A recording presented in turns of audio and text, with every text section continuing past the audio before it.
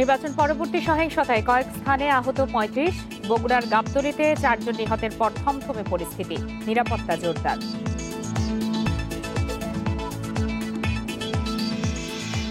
কুমিল্লার লাকসামে বাস অটোরিকশার সংঘর্ষে একই পরিবারের ৪ জন নিহত, ঘন কুয়াশা ও দ্রুত গতির কারণে দুর্ঘটনা, ধারণা পুলিশের।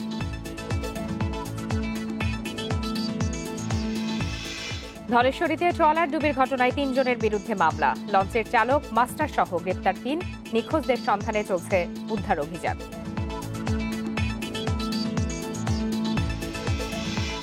নবম দফায় স্বেচ্ছায় ভাসানচরে গেলেন ৮০০-র বেশি রোহিঙ্গা, চট্টগ্রাম থেকে পৌঁছে দেয় নৌবাহিনীর ৩টি জাহাজ।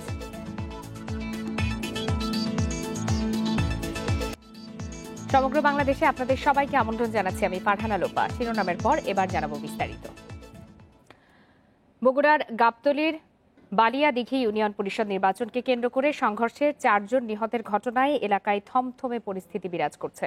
পরিস্থিতি মোকাবেলায় সেখানে নিরাপত্তা জোরদার করা হয়েছে। এ ঘটনায় এখনও কোনো মামলা হয়নি। নিহত ৪ জনের মরদেহ ময়না তদন্তের জন্য মর্গে রাখা হয়েছে। এলাকার দোকানপাট বন্ধ রয়েছে। যে কোনো ধরনের সহিংসতার শঙ্কায় ঘর থেকে বের হচ্ছে না লোকজন। গতকাল বালিয়াদিঘি ইউনিয়ন পরিষদ নির্বাচনে ভোট গ্রহণ শেষে কালাইহাটা সরকারি প্রাথমিক বিদ্যালয় কেন্দ্রে ভোট গণনার দাবি ছিল সাধারণ মানুষের। তাদের অভিযোগ, দাবি উপেক্ষা করে ব্যালট বক্স উপজেলা সদরে নিয়ে যাওয়ার চেষ্টা করে। এরই জের ধরে গাবতলীতে ভোট গণনার সময় আইনশৃঙ্খলা বাহিনীর সঙ্গে সংঘর্ষে ৪ জন নিহত হন।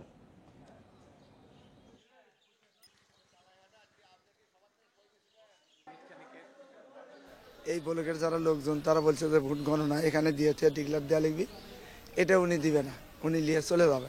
এটা নিয়ে সহিংসতা হয়, বড় ধরনের এই ঘটনা ঘটে গেছে। দরজা জানালা ভাঙচুর হয়ে ব্যাপক ক্ষয়ক্ষতি হয়েছে। ছাত্ররা ভয়ে আতঙ্কে স্কুলে আসছে না। আমি এই পরিস্থিতিতে কি করব ভেবে উঠতে পারতেছি না। এ বিষয়ে সবশেষ খবরাখবর নিয়ে ঘটনাস্থল থেকে এই মুহূর্তে আমাদের সঙ্গে আছেন সহকর্মী হাসিবুর রহমান। হাসিব, গতকালের ঘটনার পর এই মুহূর্তে এলাকার পরিস্থিতি আপনি কেমন দেখছেন এবং সংঘর্ষের ঘটনায় কোনো মামলা বা কাউকে এখন পর্যন্ত গ্রেপ্তার করা হয়েছে কিনা? আমি রয়েছে গাবতলী থানাতে। সেখানে যেটুকু তথ্য আমি পেলাম যে এখন পর্যন্ত কোনো মামলা দায়ের করা হয়নি, তবে মামলার প্রস্তুতি চলছে। আপনি জানেন যে গাবতলীতে 2টি ঘটনা ঘটেছে, একটি বালিয়া দিঘিতে আর একটি রামেশ্বরপুরে। ইতিমধ্যে রামেশ্বরের মামলার প্রস্তুতি প্রায় চূড়ান্ত হয়েছে, আর বালিয়া দিঘির যে ঘটনা সেই ঘটনার মামলার এখনও প্রাথমিক পর্যায়ে রয়েছে। কিছুক্ষণ আগে আমি শহীদ জিয়াউর রহমান মেডিকেল কলেজ হাসপাতালে কথা বলেছি। তারা বলেছেন যে ময়না তদন্তের যে কাজ সেটি শেষ হয়েছে এবং 4 জনের শরীরে গুলির চিহ্ন পাওয়া গেছে বলে একটি সূত্র আমাকে নিশ্চিত করেছে। পাশাপাশি তারা এটিও নিশ্চিত করেছে বুলেটের পাশাপাশি কিছু রাবার বুলেটের তো নমুনাও তারা পেয়েছে শরীরে যারা মারা গেছেন তাদের। আর এর বাইরে আমি তথ্য নেবার চেষ্টা করেছিলাম যে কেন এই ঘটনাটা ঘটলো। আমি বাস্তবে যারা ঘটনার সময় ছিলেন বা যারা দূর থেকে হলেও বিষয়টি দেখতে পেয়েছেন তারা আমাকে জানিয়েছেন যে অনেকটা সন্দেহ থেকে এই ঘটনা ঘটেছেন। এই আজকে যিনি নবনির্বাচিত চেয়ারম্যান হিসেবে দায়িত্বে আসতে যাচ্ছেন, এর আগেও তিনি ওই একই ইউনিয়ন পরিষদ থেকে নির্বাচনে পরাজিত হয়েছেন এবং সেখানে অনেকেই মনে করেন যে গতবারের পরাজয়ের একটা কারণ ছিল যে গাবতলী উপজেলা পরিষদে নিয়ে গিয়ে ভোটের যে ফলাফল সেটা ডিক্লেয়ার করার কারণে সে নির্বাচিত হওয়ার পরে হেরে গিয়েছিলেন। আর এর সন্দেহ থেকে, এই আশঙ্কা থেকেই গতকাল যারা ওই কেন্দ্রটি দখল করে রেখেছিল বা ঘিরে রেখেছিল তারা চাচ্ছিলেন যে ডিক্লারেশনটা যেন এখান থেকে হয়। আর এই ঘটনায় যিনি দায়িত্বে ছিলেন নির্বাহী ম্যাজিস্ট্রেট, উপজেলা নির্বাহী কর্মকর্তা, তার সঙ্গে আমি কথা বলেছি। তিনি বলেছেন যে তাদের দাবি ছিল সেটি তারা পূরণের চেষ্টা করেছিল, কিন্তু আইনগতভাবে এরকম কোনো সুযোগ ছিল না। আর তিনি বলেছেন যে তাদের দাবিটা একটু ভিন্ন ধরনের ছিল। তারা চাচ্ছিলেন যে অন্য এলাকার বা অন্য কেন্দ্রগুলোর ফলাফল আসার পরে এই কেন্দ্রের ফলাফল যেন ঘোষণা করা হয়, গণনা শুরু করা হয়। অর্থাৎ 2টি জায়গা থেকে আমার কাছে মনে হয়েছে ভুল বোঝাবুঝির একটা সৃষ্টি হয়েছিল। আর নির্বাচন সম্পর্কে আমি জানবার চেষ্টা করেছিলাম যারা ভোটার ছিল, ভোট দিয়েছেন, তারা সবাই এক বাক্যে বলেছে যে বলা যায় যে নিষ্ঠার সাথেই কর্মকর্তারা তারা দায়িত্ব পালন করেছেন এবং সকাল 8টা থেকে বিকেল 4টা পর্যন্ত যে ভোট গ্রহণের কাজ চলেছে বগুড়ার 5টি উপজেলায় সবগুলো জায়গাতে শান্তিপূর্ণ পরিবেশে ভোট হয়েছে এবং ভোট নিয়ে কারো কোনো প্রশ্ন নেই। এমনকি কালাইহাটা ইউনিয়নের যে জায়গা রামেশ্বরপুর এবং কালাইহাটা যে কেন্দ্রটি সেখানে যারা ভোট দিচ্ছেন তাদের সাথে আমি কথা বলেছি। তারা বলেছে ভোট নিয়ে তাদের কোনো অভিযোগ নাই, কিন্তু ভোট গণনা নিয়েই মূলত তাদের সাথে প্রথমে কথা কাটাকাটি হয়। এক পর্যায়ে আইন শৃঙ্খলা রক্ষাকারী বাহিনী তাদের উপরে গুলি চালায়। তবে আমার কাছে যেটি মনে হয়েছে যে এটির পেছনেও একটা কোনো শক্তি কাজ করেছে, যেটি মনে হয়েছে যে এই ঘটনাটাকে অনেকটা উস্কে দেবার মতোই ছিল। হাসিব, একটু জানতে চাই, আপনি বলছিলেন যে মামলার প্রস্তুতি চলছে, সেক্ষেত্রে আসলে বাদী কারা, আর যেই 4 জন আহত হয়েছেন তারা কি সাধারণ মানুষ নাকি তাদের রাজনৈতিক পরিচয় আছে? আহতর সংখ্যা আমি 3 পেয়েছি, আর মারা যাবার সংখ্যা আমি 4টি পেয়েছি একটি কেন্দ্রে। সেটি আপনি জানেন যে কালাইহাটা কেন্দ্রে 4 জন বুলেটে মারা গেছেন, আরেকজন মারা গেছেন রামেশ্বরপুরে, তিনি ধারালো অস্ত্রের আঘাতে। এই 5টি মৃত্যুর ঘটনা কালকে ঘটেছে এবং 5টি মৃত্যুর ঘটনায় একেবারে সাধারণ মানুষ। এবং কালাইহাটায় যে ঘটনাগুলোতে মানুষ প্রাণ হারিয়েছে সেখানে একজন নারী রয়েছেন, তিনি গৃহবধূ, অন্য 3 জনের কথা আমরা জেনেছি। তারা একেবারে সাধারণ মানুষ, দিন মজুরের কাজ করেন, অনেকটা কৌতূহলবশত ভোট কেন্দ্রের কাছে এসছেন বলে আমাদেরকে যারা ওইখানে ছিলেন তারা জানিয়েছেন। আর এখন পর্যন্ত মামলার যে প্রস্তুতি চলছে তাতে আমরা দেখতে পেয়েছি যে মূলত একটি মামলা প্রায় চূড়ান্ত হয়েছে, সেটি স্বজনরা করবেন। আপনি জানেন যে রামেশ্বরপুরে একটি ধারালো অস্ত্রের আঘাতে মৃত্যুর ঘটনা ঘটেছে। এখানে এই ঘটনায় যাদের বাদী হবেন তারা এই নিহত ব্যক্তির স্বজন, আর আরেকটি ঘটনায় বাদী হবার সম্ভাবনা রয়েছে রিটার্নিং অফিসার অথবা প্রিজাইডিং অফিসার। তবে সব মিলিয়ে আমরা এখন পর্যন্ত যে প্রস্তুতির কথা জেনেছি সেটির মামলার অভিযোগ আনা হতে পারে, বিশেষ করে কালাইহাটাটা সরকারি কাজে বাধার অভিযোগ, আর আরেকটিতে অভিযোগ আসতে পারে হত্যা, পরিকল্পিতভাবে হত্যার চেষ্টা। এবং বগুড়া থেকে জানাচ্ছিলেন সহকর্মী হাসিবুর রহমান। নির্বাচন পরবর্তী সহিংসতায় কয়েক জেলায় দুপক্ষের মধ্যে সংঘর্ষ, ভাঙচুরের ঘটনা ঘটেছে, এতে অন্তত ৩৯ জন আহত হয়েছেন। সকালে সাতক্ষীরার আশাশুনিতে উপজেলার খাজরা ইউনিয়নের নবনির্বাচিত চেয়ারম্যান শাহনেওয়াজ ডালিমের অভিযোগ, কর্মী সমর্থকদের নিয়ে গদাইপুর যাওয়ার পথে পরাজিত প্রার্থী ওহিদুল ইসলাম ও তার সমর্থকরা হামলা চালায়। সে সময় 4 জন গুলিবিদ্ধ সহ আহত হয় 15 জন। এই অভিযোগ অস্বীকার করেছেন পরাজিত প্রার্থী ওহিদুল ইসলাম। এদিকে প্রতাপনগরের সংবর্ধনা অনুষ্ঠান থেকে ফেরার পথে প্রতিপক্ষের হামলায় জখম হয়েছে বিজয়ী আবু সাইদ ঢালির 4 কর্মী। মুন্সিগঞ্জের গজারিয়া ও সিরাজদিখানে সহিংসতায় আহত হয়েছেন অন্তত 20 জন। এ সময় 11টি ঘরবাড়ি ভাঙচুরের ঘটনা ঘটেছে। এছাড়া মানিকগঞ্জের বাঁচামারা ইউপিতে ভোট কেন্দ্রে নারী নিহতের ঘটনায় 4 জনের নাম সহ অজ্ঞাত 20 জনের বিরুদ্ধে মামলা হয়েছে।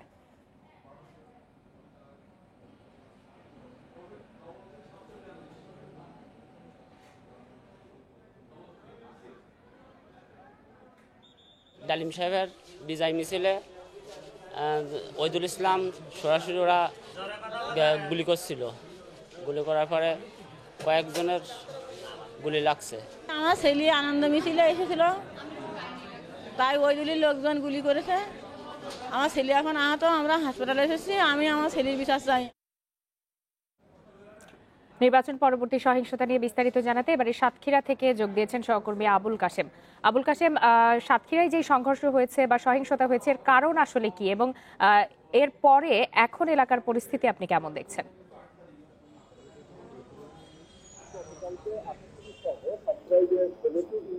গতকালকে আশাশুনি সহ সাতক্ষীরায় যে 16টি ইউনিয়নে নির্বাচন হয়েছে সেটি পর্যবেক্ষণ করে ভোটারদের সঙ্গে কথা বলে যে বিষয়টা জানতে পেরেছিলাম যে গতকালকে নির্বাচন কিন্তু বেশ সুষ্ঠু এবং শান্তিপূর্ণ হয়েছে।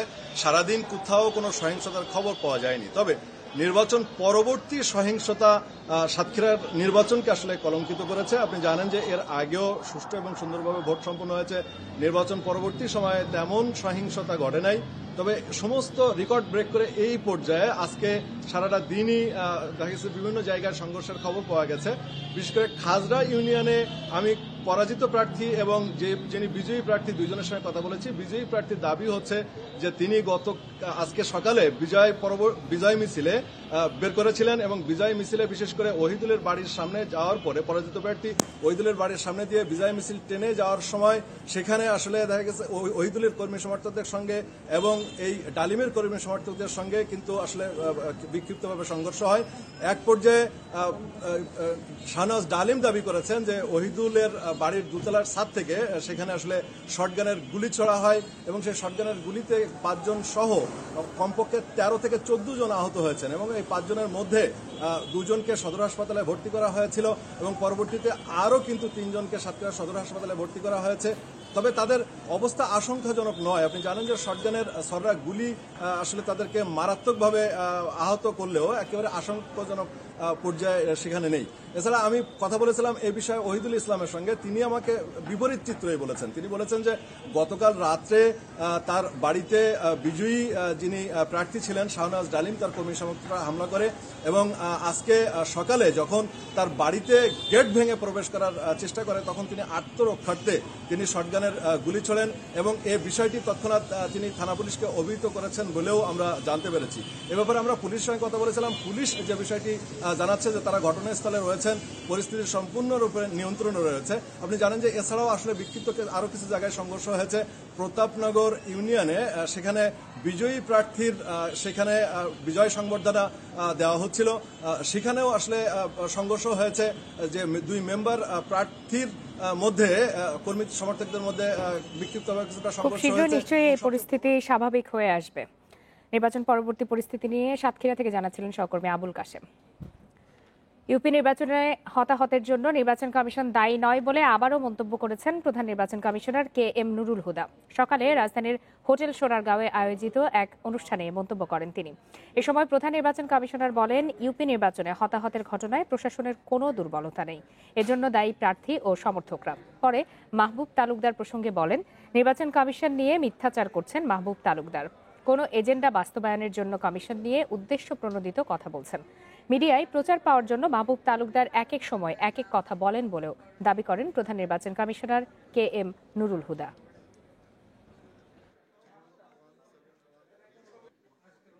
সারিবদ্ধভাবে লাইন দিয়ে মহিলা পুরুষ দীর্ঘক্ষণ ধরে তারা লাইন দিয়ে ভোট দেয়।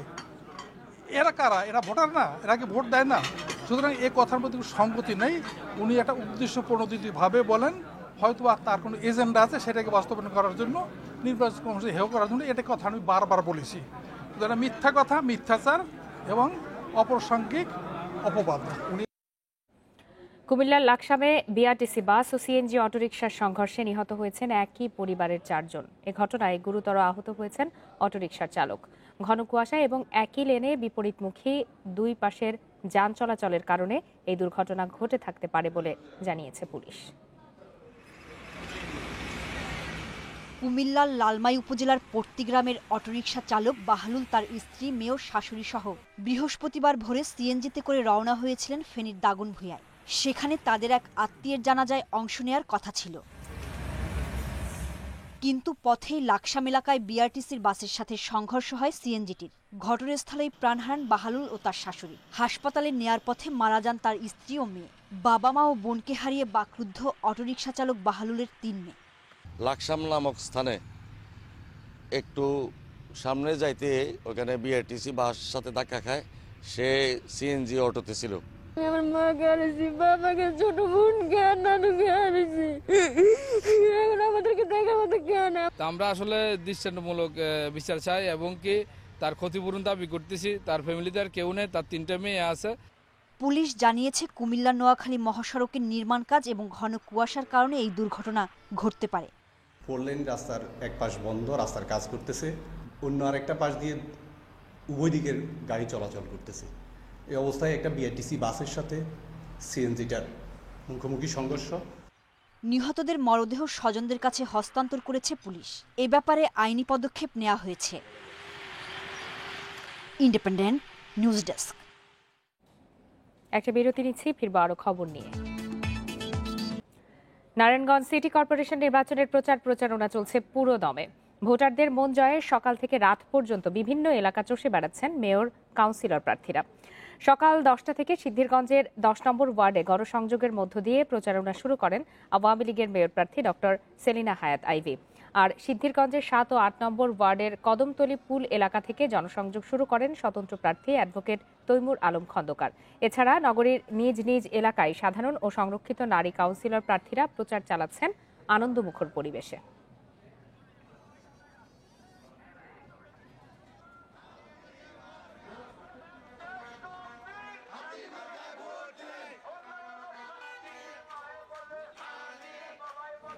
নারায়ণগঞ্জ সিটি নির্বাচনে চলছে জমজমাট প্রচারণা। এই বিষয়ে আরো বিস্তারিত জানাতে সেখান থেকে যোগ দিয়েছেন সহকর্মী রাকিবুল হাসান।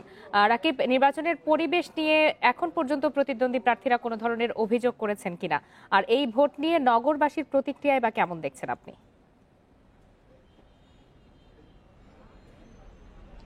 নারায়ণগঞ্জ সিটি কর্পোরেশনের নির্বাচনে আপনি জানেন যে আজকে সকাল থেকেই কিন্তু সিদ্দিরগঞ্জের দুটি এলাকা থেকে আওয়ামী লীগের মেয়র প্রার্থী ডাক্তার সেলিনা হায়াত আইভি এবং স্বতন্ত্র মেয়র প্রার্থী অ্যাডভোকেট তৈমুর আলম খন্দকার তারা কিন্তু নির্বাচনী প্রচারণা কার্যক্রম সকাল থেকে শুরু করেছে। তো আসলে যে বিষয়টি জানতে চেয়েছেন যে প্রার্থীরা কোনো নির্বাচনের পরিবেশ নিয়ে কোনো অভিযোগ করেছেন কিনা, ডাক্তার সেলিনা হায়াত আইভি কিন্তু বরাবরই বলছেন গণমাধ্যমের কাছে যে আসলে নির্বাচনী যে নির্বাচনের যে পরিবেশ এখন পর্যন্ত সুষ্ঠু আছে এবং নির্বাচনী কার্যক্রম তিনি নির্বাচন কমিশনের কাছে দাবি জানিয়েছেন যেমন সুষ্ঠু একটি নিরপেক্ষ নির্বাচন করেন। পাশাপাশি অ্যাডভোকেট তৈমুর আলম খন্দকার কারো কিন্তু এখন পর্যন্ত কোনো আশঙ্কা প্রকাশ করেননি, কিন্তু তিনি তার দাবিতে যে বিষয়টি জানিয়েছেন যেন নিরপেক্ষ অবাধ একটি সুষ্ঠু নির্বাচন হয়। আর ভোটারদের বিষয়টা যদি বলি, ভোটাররা তাদের যেই ভোট কেন্দ্রে নির্বিঘ্নে যেন তারা ভোট দিতে পারে এবং ভোটের যেই পরিবেশটা থাকবে, আসলে প্রার্থীরা যেন তাদের ভোট কেন্দ্রগুলিতে কোনো রকমের বিশৃঙ্খলা হানাহানি যেন সৃষ্টি না হয়, এসব ক্ষেত্রে কিন্তু প্রশাসনের প্রতি তারা দৃষ্টি আকর্ষণ করেছেন এবং তারা কিন্তু বলছেন যে একটি সুষ্ঠু সুন্দর অবাধ সুষ্ঠু পরিবেশ থাকলে ভোটাররা আসলে কেন্দ্রে ভোট দিতে যাবেন। বিশেষ করে নারী ভোটাররা এই বিষয়টিতে আসলে জোর দিয়েছেন। তো আপনাকে একটু জানিয়ে রাখতে চাই যে নির্বাচন অফিসের যেই কর্মকর্তাদের সাথে আমরা কথা বলেছি, তারা নিরপেক্ষ নির্বাচন নারায়ণগঞ্জে প্রতিষ্ঠা করতে তারা কিন্তু সব রকমের প্রস্তুতি নিয়ে তারা কাজ শুরু করেছেন। মাঠ পর্যায়ে কোনো প্রার্থীরা 27টি ওয়ার্ডে কাউন্সিলর প্রার্থী সহ মেয়র প্রার্থীরা প্রচারণার ক্ষেত্রে কোনো রকমের নির্বাচনী আচরণবিধি লঙ্ঘন করেন কিনা সেই বিষয়টি কিন্তু তাদের ম্যাজিস্ট্রেট মাঠ পর্যায়ে কাজ করছেন এবং তাদের বিরুদ্ধে কিন্তু তাৎক্ষণিকভাবে তারা সেই ব্যবস্থা নেবেন এবং এমনটাই কিন্তু নির্বাচন কমিশন আমাদেরকে জানিয়েছেন। আর পুলিশের সাথে আমরা কথা বলেছি, তারাও কিন্তু কয়েকটি গ্রুপে ভাগ হয়ে তারা কিন্তু নির্বাচনের যে মাঠ পর্যায়ে যে সুন্দর পরিবেশ এবং সুষ্ঠু পরিবেশ, আইন শৃঙ্খলার অবনতি যেন না ঘটে সেই পর্যায়ে কিন্তু পুলিশ প্রশাসনও কাজ শুরু করেছেন এবং এই ক্ষেত্রে বলা যেতে পারে যে আগামী 16 জানুয়ারি যে নির্বাচন হবে, নারায়ণগঞ্জের মানুষের আকাঙ্ক্ষা একটি সুন্দর সুষ্ঠু পরিবেশে তারা ভোট দিবেন এবং নির্বাচন কমিশন এবং প্রশাসনও কিন্তু চাইছেন, প্রার্থীরাও চাইছেন যে নিরপেক্ষ একটি নির্বাচন অনুষ্ঠিত করার জন্য। তো এই ছিল আমার কাছে নারায়ণগঞ্জের সর্বশেষ তথ্য। নারায়ণগঞ্জ সিটি নির্বাচনের প্রচারণা জমে উঠেছে, সে বিষয়ে সেখান থেকে সর্বশেষ খবর জানছিলাম সহকর্মী রাকিবুল হাসানের কাছ থেকে। নবম দফায় এবারও 800-র বেশি রোহিঙ্গা স্বেচ্ছায় ভাসানচরে গেলেন। চট্টগ্রাম থেকে নৌবাহিনীর 3টি জাহাজ তাদের সেখানে পৌঁছে দেয়। এর আগে বুধবার দুপুরে কক্সবাজারের উখিয়া টেকনাফের বিভিন্ন রোহিঙ্গা শিবির এলাকা স্বেচ্ছায় যেতে আগ্রহীদের উখিয়া ডিগ্রি কলেজ মাঠে আনা হয়। পরে সেখান থেকে 16টি বাসে করে নেওয়া হয় চট্টগ্রামে। এর আগে গত বছরের 18 ডিসেম্বর 5 শতাধিক রোহিঙ্গাকে ভাসানচরে পৌঁছে দেওয়া হয়।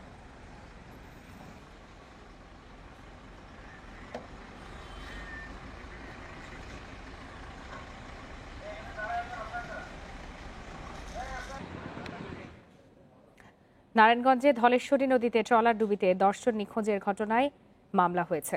সকালে ফতুল্লা মডেল থানায় 3 জনকে আসামি করে মামলা হয়েছে এবং এই মামলা করেছে বিআইডব্লিউটিএ। এ ঘটনায় বুড়িগঙ্গা থেকে এমভি ফারহান 6 নামের লঞ্চটি জব্দ এবং এর চালক মাস্টার সহ 3 জনকে গ্রেপ্তার করেছে নৌ পুলিশ। এদিকে নিখোঁজদের সন্ধানে বেলা 11টা থেকে দ্বিতীয় দিনের মতো উদ্ধার অভিযান শুরু করে ফায়ার সার্ভিস, নৌবাহিনী ও বিআইডব্লিউটিএ।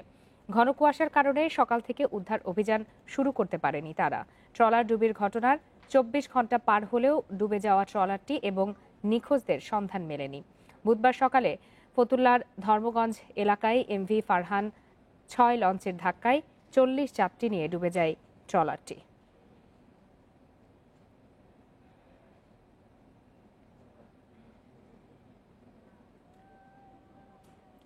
হবিগঞ্জের আজমিরিগঞ্জে বৈদ্যুতিক খুঁটি থেকে 2 ব্যক্তির ঝুলন্ত মরদেহ উদ্ধার করেছে পুলিশ। মরদেহ উদ্ধার করে ময়না তদন্তের জন্য হবিগঞ্জ সদর হাসপাতালের মর্গে পাঠানো হয়েছে। নিহতদের পরিচয় নিশ্চিত হওয়া যায়নি। পুলিশ জানিয়েছে, সকালে উপজেলার শিবপাশা বাজারে বৈদ্যুতিক খুঁটির তারে 2 ব্যক্তির মরদেহ ঝুলতে দেখেন স্থানীয়রা। পরে খবর পেয়ে মরদেহ উদ্ধার করা হয়। ট্রান্সফরমার চুরির জন্য তারা খুঁটিতে উঠেছিল বলে প্রাথমিকভাবে ধারণা করা হচ্ছে।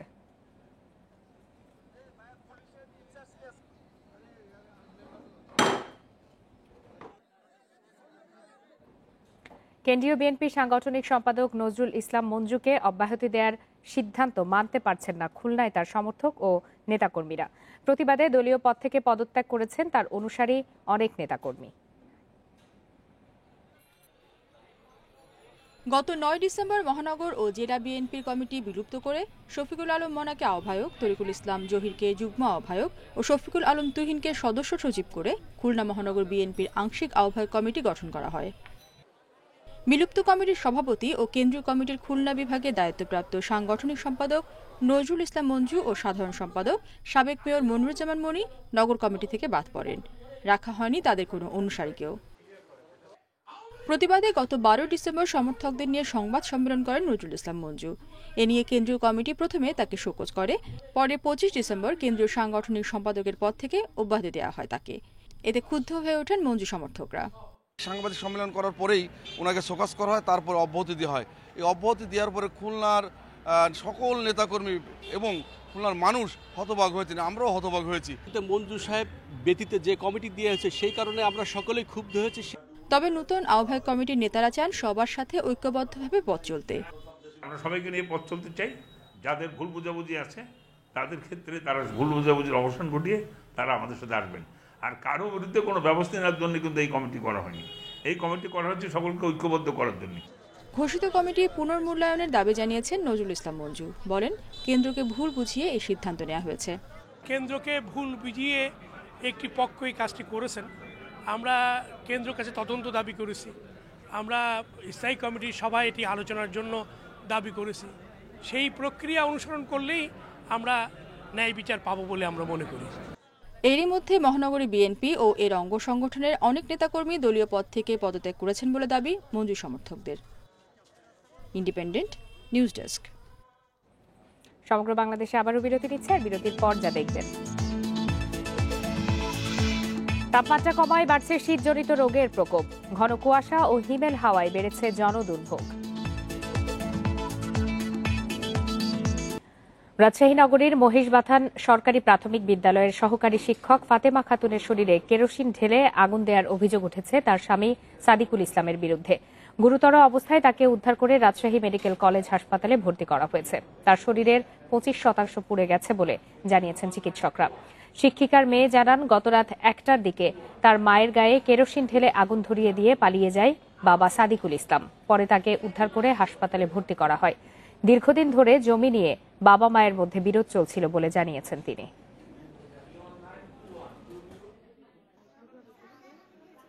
পরীক্ষা নিরীক্ষা করে দেখলাম এটা 25% বার্ন এবং এটা মিক্সড প্যাটার্ন। বেশিরভাগ জায়গায় ডিপ, কিছু কিছু জায়গায় সুপারফিশিয়াল। আর সবচেয়ে টেনশনের ব্যাপার হচ্ছে যে পুরো মুখমণ্ডল পুড়ে আছে। হ্যাঁ, এই রাতে এই বেলাতেই ঠোঁট সব ফুলে গেছে। অতএব শ্বাসনালী পুড়েছে কিনা এটা নিয়ে আমরা এখন কনফিউজড। শৈত্যপ্রবাহের তীব্রতা কিছুটা কমলেও এখনও শীতের প্রকোপ রয়েছে উত্তরাঞ্চল সহ দেশের বেশ কয়েকটি অঞ্চলে। ঘন কুয়াশায় ফসলের ক্ষতির পাশাপাশি বাড়ছে শীতজনিত রোগে আক্রান্তের সংখ্যা। আগামী সপ্তাহে কয়েকটি জেলায় শৈত্যপ্রবাহ হতে পারে বলে পূর্বাভাস দিয়েছে আবহাওয়া অফিস। প্রায় প্রতিদিনের চিত্র এটি। দুপুর হতে চলেও কুয়াশা যেন কাটতেই চায় না উত্তরবঙ্গের বেশিরভাগ জেলায়। তীব্র শীত উপেক্ষা করে পথে নামা মানুষের দুর্ভোগ চরমে। বিশেষ করে নিম্ন মধ্যবিত্ত ও ছিন্নমূল মানুষ পড়েছে চরম ভোগান্তিতে। শীতের কাপড় উপর নিতে পারি না, বহুত আমরা কষ্ট হয়ে যায়। টাকা পয়সা নাই, কোনো মতন ইয়ে করি আর কি, কোনো মতন চলতে আসি। মাটির খুব টালো পুষছে, খেতা বালিশও নাই, থাকি কেমন করি। ঠান্ডা থেকে বাঁচতে আগুন পোহাতে গিয়ে দগ্ধ হয়ে রংপুর মেডিকেলে চিকিৎসাধীন 2 নারী মারা গেছেন।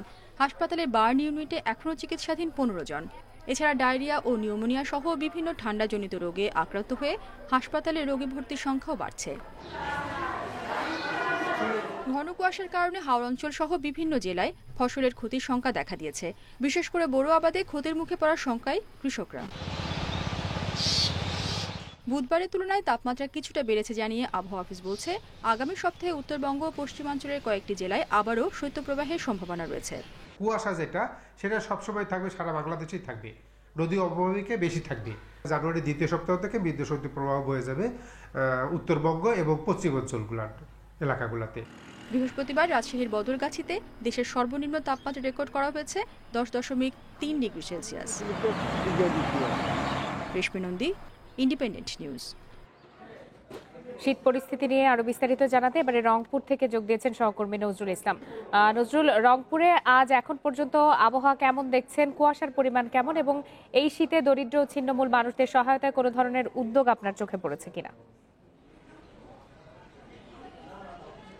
এখন আসলে দুপুর 2টার পর থেকে কিন্তু কুয়াশা কেটে গেছে, এখন বিকাল নাগাদ এখন থেকে কিন্তু কুয়াশা আসলে পড়া শুরু করেছে। এটি কিন্তু আসলে রাত থেকে সকাল 10টা 11টা কিংবা 12টা পর্যন্ত কিন্তু কুয়াশা পড়ে থাকে। আপনি নিশ্চয়ই জানেন যে আমরা দেখেছি যে মহাসড়কে কিন্তু যান চলাচল বিঘ্ন ঘটছে, তারা কিন্তু হেডলাইট জ্বালিয়ে যান চলাচল করছেন, কারণ ওই সময় কিন্তু আমরা দেখেছি যে মহাসড়কে যেসব কুয়াশা এবং বাইরের যে গ্রামগুলোতে যে কুয়াশা, এই কুয়াশার কারণে বেশি ঠান্ডাতে তারা অর্থাৎ ঠান্ডা নিবারণের জন্য খড়কুটো জ্বালিয়ে আগুন পড়ে থেকে দগ্ধ হয়ে রংপুর মেডিকেল কলেজ হাসপাতালে 2 নারী মারা গেছেন। একজনকার বাড়ি হচ্ছে দিনাজপুর, তার নাম হচ্ছে তারা নারী, আর একজন বাড়ি হচ্ছে কুড়িগ্রামে, তার নাম হচ্ছে আশা রানী। এই 2 জনই কিন্তু মারা গেছেন। আর অগ্নিদগ্ধ যে আরো ভর্তি রয়েছেন প্রায় 15 জনের উপরে। একটু আগে আমার চিকিৎসকের সঙ্গে কথা হয়েছে, তিনি যেমনটা জানিয়েছেন যে প্রতিদিনই কিন্তু আগুনে পোড়া রোগীরা রংপুর মেডিকেল কলেজ হাসপাতালে ভর্তি হচ্ছেন, এবং যারা শীতজনিত রোগে আক্রান্ত হয়ে চিকিৎসা নেওয়ার জন্য রংপুর মেডিকেল কলেজ হাসপাতালে ভর্তি হচ্ছেন, এটি আসলে বলা হচ্ছে। তবে একটা বিষয় জানিয়ে রাখি যে আস্তে আস্তে কিন্তু শীতের তীব্রতা বেড়ে যাচ্ছে। আগামী অর্থাৎ 10 তারিখের পরে কিন্তু বৃষ্টি হওয়ার সম্ভাবনা রয়েছে। বৃষ্টি হলেই ঠান্ডাটা কমে যাবে, এবং বৃষ্টি হওয়ার পরে কিন্তু আবারও ঠান্ডা বেড়ে যাবে, এটি আসলে বলা হচ্ছে আবহাওয়া অফিসের পক্ষ থেকে। আবহাওয়া অফিস যেমনটি জানিয়েছেন যে আগামী সপ্তাহে অর্থাৎ 15 তারিখের মধ্যে শৈত্যপ্রবাহ এবং মৃদু প্রবাহ যেটি অর্থাৎ সেটি কিন্তু নামার সম্ভাবনা রয়েছে, মাঝারি শৈত্যপ্রবাহ নামার সম্ভাবনা রয়েছে। তো ওই সময় কিন্তু 6.6 ডিগ্রি সেলসিয়াসে তাপমাত্রা আসার সম্ভাবনা রয়েছে বলে আবহাওয়া অফিস জানিয়েছেন। আরেকটা বিষয় জানিয়ে রেখেছে, রংপুর মেডিকেল কলেজ হাসপাতালে আপনি নিশ্চয়ই জানেন যে আমি এখানে দাঁড়িয়ে আছি। এই কিছুক্ষণ আগেই কিন্তু কয়েকজন রোগীর স্বজনদের সঙ্গে কথা হয়েছে, তারা বলছেন যে শীতজনিত রোগে আক্রান্ত হয়ে তারা বিভিন্ন জেলা থেকে তারা ভর্তি হয়েছেন উন্নত চিকিৎসার জন্য। আর চিকিৎসক বলছেন যে এই সময়ে তাদের চিকিৎসা সেবা দিতে হিমশিম খেতে হচ্ছে, কারণ পর্যাপ্ত পরিমাণ ওই রকম চিকিৎসক না থাকার কারণে কিন্তু তাদেরকে চিকিৎসা সেবা থেকে অনেক সময় দিতে তাদের ব্যাহত হচ্ছে, এটি আসলে বলা হচ্ছে। তবে সব মিলিয়ে দেখা যাচ্ছে যে শীতের সময় কিন্তু সব থেকে বেশি ভোগান্তিতে পড়ে নিম্ন আয়ের মানুষ, সাধারণ মানুষ, যারা গরিব মানুষ রয়েছেন, যারা শীত বস্ত্র কিনতে পারছেন না তারা। অথচ জেলা প্রশাসকের পক্ষ থেকে বলা হচ্ছে যে যারা গরিব মানুষ রয়েছেন তাদের তালিকা করে প্রতিটি উপজেলা এবং জেলাতে তারা কিন্তু শীত বস্ত্র বিতরণ করছেন, কিন্তু সেটিও কিন্তু আসলে অপুতল। এ কারণে কিন্তু অনেক গরিব মানুষ তারা কিন্তু শীত বস্ত্র না পেয়ে গরম কাপড় কেনবার জন্য রাস্তাঘাটের যেসব ফুটপাত রয়েছে ফুটপাতে তারা আসে এবং সেখানে কিন্তু গরম কাপড় কিনে নিয়ে বাসায় পরিধান করেন। তারপরে কিন্তু আমরা দেখেছি যে এই শীতের সময় কিন্তু অনেকে এই ঠান্ডা সহ্য করতে না পেরে কিন্তু এই খড়কুটো জ্বালিয়ে আগুন পোহাতে গিয়ে তাদের এই দুর্ঘটনা ঘটে যাচ্ছে প্রতিনিয়ত। গত বছরের তুলনায় এবছর কিন্তু শীতের তীব্রতা বাড়ার যে আশঙ্কা করছেন আবহাওয়া অফিসের পক্ষ থেকে। শীতের প্রকোপ নিয়ে রংপুর থেকে জানাচ্ছিলেন সহকর্মী নজরুল ইসলাম। সাতক্ষীরায় নিয়ম নীতির তোয়াক্কা না করে বিভিন্ন জায়গায় গড়ে উঠেছে ইটভাটা। এসব ভাটায় কয়লার বদলে পোড়ানো হচ্ছে কাঠ, ফলে দূষিত হচ্ছে পরিবেশ আর স্বাস্থ্য ঝুঁকিতে পড়ছেন সাধারণ মানুষ। এসব কর্মকাণ্ড রোধে প্রশাসনিক তৎপরতা না থাকাকে দায়ী করছেন জলবায়ু পরিষদের নেতারা। সাতক্ষীরা সদরের বেতনা নদীর 2 ধারের ফসলি জমি ধ্বংস করে গড়ে উঠেছে একের পর এক ইটভাটা। পরিবেশকে বিপর্যয়ের মুখে ফেলে এসব ইটভাটায় জ্বালানি হিসেবে ব্যবহার করা হচ্ছে কাঠ। শুধু বেতনা নদীর পার নয়, জেলার বিভিন্ন এলাকার চিত্র একই রকম। ইটের ভাটার কারণে হাঁপানি, শ্বাসকষ্ট, বিভিন্ন রোগে আক্রান্ত হচ্ছে আমাদের এই গ্রামের লোকজন। প্রতিদিন ছাত্রছাত্রীরা স্কুলে যায় এই পথ দিয়ে, যার এই ইটভাটা ধোয়ার কারণে তাদের মারাত্মক শ্বাসকষ্টের সমস্যা হয়। কাঠ পোড়ানোর পেছনে নানান অজুহাত ভাটা মালিকদের। বলছেন কয়লার দাম অস্বাভাবিকভাবে বেড়ে যাওয়ায় কাঠ পোড়াতে বাধ্য হচ্ছেন তারা। 1 কেজি কয়লার দাম 19 টাকা, 1 কেজি কাঠের দাম 2 টাকা। আমাদের তো ইটের দাম সেভাবে বাড়ে নাই, আমরা কিভাবে ভাটা চালাবো? গেল বছর কয়লার দাম ছিল আপনার 8,000 টাকা টন, এখন সেই কয়লা 3 ডবলই গেছে। এখন আমরা 100 মতো লিবার কাজ করি, আমরা এখন কি করে কাজ করবো? জলবায়ু পরিষদের নেতারা বলছেন পরিবেশ বিপর্যয়ের পেছনে অনেকাংশেই দায়ী অবৈধভাবে পরিচালিত ইটভাটা, আর তদারকির জন্য প্রশাসনের উদাসীনতাকে দায়ী করছেন তারা। অবৈধ ভাটাগুলি আছে এবং অবৈধভাবে কাঠ কয়লা দিয়ে ভাটা চালানো হচ্ছে, সেখানে প্রশাসন সম্পূর্ণভাবে নির্বিকার। প্রশাসন কেন এখানে এই কাজগুলি করতে দিচ্ছে? অন্যদিকে লোকবল সংকটে অবৈধ ইটভাটার মালিকদের বিরুদ্ধে ব্যবস্থা নেওয়া যাচ্ছে না বলে জানিয়েছেন পরিবেশ অধিদপ্তরের কর্মকর্তারা। ইতিমধ্যে কয়েকটা ভাটাতে গেছি, তাদের নোটিশ করছি, কিন্তু পর্যাপ্ত ম্যাজিস্ট্রেট না থাকাতে তাৎক্ষণিক জরিমানা করা বা আইনগত ব্যবস্থা নেওয়া এটা এখন আসলে হয়ে ওঠে নাই। মালিক সমিতির হিসেবে সাতক্ষীরায় 140টি ইটভাটা রয়েছে। এর মধ্যে শুধু সদর উপজেলাতেই আছে অর্ধশতাধিক। Independent news desk. আরও একটা বিরতি নিচ্ছে, আর বিরতির পর যা থাকছে। প্রতিবেশগত সংকটাপন্ন এলাকা সাতক্ষীরায় নেই কোনো পদক্ষেপ। খাদ্য সংকটে 6টি ইউনিয়ন।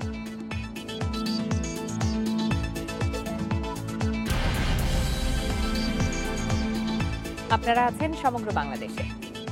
স্টিকি থিনার, কাঠ, গাড়ি অথবা বাড়ি, সব রঙে কার্যকরী। প্রতিবেশগত সংকটাপন্ন এলাকা ঘোষণা দেওয়ার 20 বছরেও সাতক্ষীরার উপকূলীয় এলাকায় কার্যকর কোনো পদক্ষেপ নেওয়া হয়নি। ফলে বিপর্যয়ের মুখে জেলার উপকূলীয় 2 উপজেলা।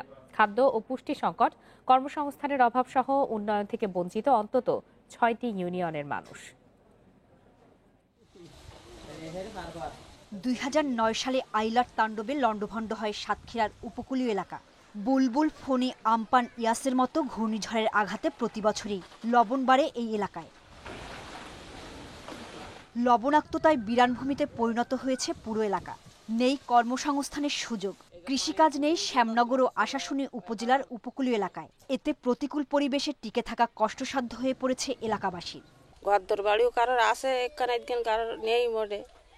এরকম অবস্থায় আমরা কষ্টে খুব দিন যেতেছি আমাদের। গবাদি পশুগুলো আপনার পানি পান করতে পারে না লবণাক্ততার কারণে। 20 বছর আগে শুনেছি যে সরকার উপকূলীয় অঞ্চলটাকে ক্রিটিক্যাল এনভায়রনমেন্ট এরিয়া হিসেবে ঘোষণা করেছে, কিন্তু তার কোনো কার্যকরী পদক্ষেপ আমরা এখনো দেখতে পাইনি। কর্মসংস্থানের জন্য সুন্দরবনকে ইচ্ছেমতো ব্যবহার করছে উপকূলবাসী। তাই বিকল্প কর্মসংস্থানের উপর জোর দিচ্ছেন জলবায়ু পরিষদের নেতারা। সরকারের এখনই উচিত হবে একটি কার্যকর ব্যবস্থা গ্রহণ করা, এবং যাতে করে এই উপকূলীয় অঞ্চলের মানুষের জীবন জীবিকা সুরক্ষিত হয় এবং পরিবেশ এবং প্রতিবেশের সুরক্ষা দেওয়া যায়। প্রতিবেশগত বিপর্যয়ের হাত থেকে উপকূলীয় এলাকাকে বাঁচাতে দ্রুত উদ্যোগ নেওয়া জরুরি বলছেন পরিবেশ অধিদপ্তরের এই কর্মকর্তা। হাকালুকি হাওরের আদলে আমরা যদি এখানে কার্যক্রম শুরু করতে পারতাম তা এবং লোকাল কমিউনিটিকে পরিবেশ রক্ষায় আমরা সংযুক্ত করতে পারতাম, তাহলে আজকে ওই এলাকার যে বিপর্যস্ত অবস্থা, প্রতিকূল অবস্থা থেকে অনেকটা বেরোয় আসা সম্ভব হতো। প্রাকৃতিক পরিবেশ সংরক্ষণ ও মান উন্নয়ন এবং টেকসই ব্যবস্থাপনার লক্ষ্যে 1999 সালে উপকূলের 13টি এলাকাকে প্রতিবেশগত সংকটাপন্ন এলাকা হিসেবে ঘোষণা দেয় সরকার। Independent news desk. পূর্ব ঘোষণা ছাড়াই পানির বিল প্রায় 2 গুণ বাড়িয়ে দিয়েছে সিলেট সিটি কর্পোরেশন। হঠাৎ এমন সিদ্ধান্তে ক্ষোভ জানিয়েছেন নগরবাসী। তবে বিল পুনর্বিবেচনার কথা জানিয়েছে নগর কর্তৃপক্ষ। এছাড়া বকেয়া গ্রাহকদের বিরুদ্ধে কঠোর ব্যবস্থা নেওয়ার কথা জানিয়েছেন সিটি মেয়র। পূর্ব ঘোষণা ছাড়াই সিলেট নগরীতে বাড়ানো হয়েছে পানির বিল। সুপেয় পানির সমস্যা যেখানে সমাধান হয়নি এখনও, সেখানে এমন সিদ্ধান্তকে অযৌক্তিক বলছেন সাধারণ মানুষ। আবাসিক গ্রাহকদের 200 টাকার পরিবর্তে 500, 400 টাকার পরিবর্তে 800 আর 1000 টাকার বিল বাড়ানো হয়েছে 1500 টাকা পর্যন্ত। এই সিদ্ধান্তের বিরুদ্ধে আন্দোলনে নেমেছে নগরবাসী, বিব্রত বিভিন্ন ওয়ার্ডের কাউন্সিলররাও। আপনি যুক্তিসঙ্গত পানির মূল্য বৃদ্ধি করেন, সেটা নগরবাসী মেনে নেবে। পানির বিল বৃদ্ধি, এটি সারা মানুষ নগরবাসী একতাবদ্ধ। জনগণ যদি সেবা না পায় তাহলে সেবার যে মূল্য সেটা দিচ্ছে সেটা তো নিরর্থক হয়ে দাঁড়ায়। মাসিক সভায় আমি এবং আমার কলিগ অনেক কাউন্সিলরের সাথে কথা হয়েছে। আমরা সবাই সম্মিলিতভাবে এই ব্যাপারে ওনার সাথে কথা বলে আমরা এটা পুনর্নির্ধারণের জন্য, সহনীয় মাত্রায় পুনর্নির্ধারণের জন্য আমরা ভূমিকা রাখব। নগরবাসীর ক্ষোভের মুখে বর্ধিত বিল কমানোর বিষয়টি বিবেচনার কথা জানিয়েছে সিটি মেয়র। তবে বকেয়া বিলের বিষয়ে কোনো ছাড় দেওয়া হবে না বলে জানিয়েছেন তিনি। এই নিয়ে আমি 2বারে মেয়র হওয়ার পরে 6 টাইম বিদ্যুতের বিল বাড়ছে, গ্যাসের বিল বাড়ছে, আমার পানির বিল তো আমি বাড়ে সেই জায়গায় আছি। যারা স্টক হোল্ডার তার সঙ্গেও আমি মনে করছি শেয়ার করব, আলোচনা করব। বকেয়া আদায়ের পাশাপাশি শীঘ্রই অবৈধ সংযোগ চিহ্নিত করে দায়ীদের বিরুদ্ধে ব্যবস্থা নেওয়ার কথাও জানিয়েছে নগর কর্তৃপক্ষ। মাধব কর্মকার, ইন্ডিপেন্ডেন্ট নিউজ, সিলেট। নানা আয়োজনে পালিত হল রাঙামাটির বরকল উপজেলার রাগিব রাবেয়া কলেজের 9ম প্রতিষ্ঠাবার্ষিকী। দিনটি উপলক্ষে কলেজ মাঠে আলোচনা সভা ও গুণীজন সংবর্ধনার আয়োজন করা হয়। সকালে অডিও কনফারেন্সের মাধ্যমে অনুষ্ঠানের উদ্বোধন করেন রাঙামাটি সংসদীয় আসনের এমপি দীপঙ্কর তালুকদার। অনুষ্ঠানে প্রধান অতিথি হিসাবে উপস্থিত ছিলেন বাণিজ্য মন্ত্রণালয়ের যুগ্ম সচিব সাইফ উদ্দিন আহমদ। এ সময় অনুষ্ঠানে বক্তব্য রাখেন কলেজ পরিচালনা কমিটির সদস্যরা।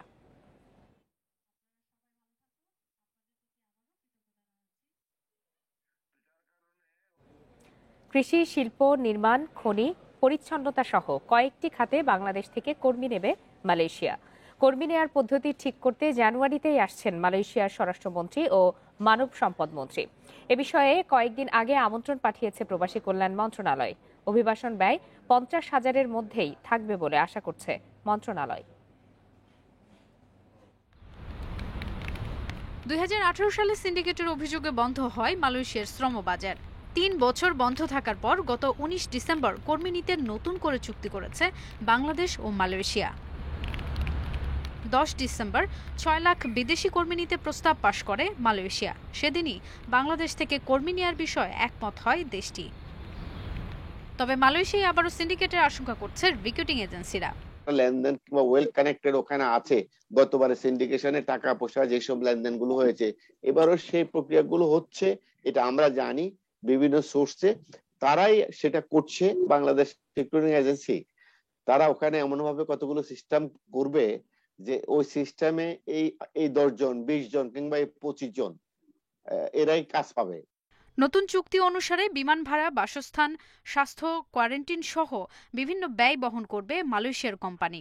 অভিবাসন ব্যয় থাকছে সর্বোচ্চ 50,000-এর মধ্যে। তবে দেশে এবার কোনো সিন্ডিকেট থাকছে না বলে জানায় মন্ত্রণালয়।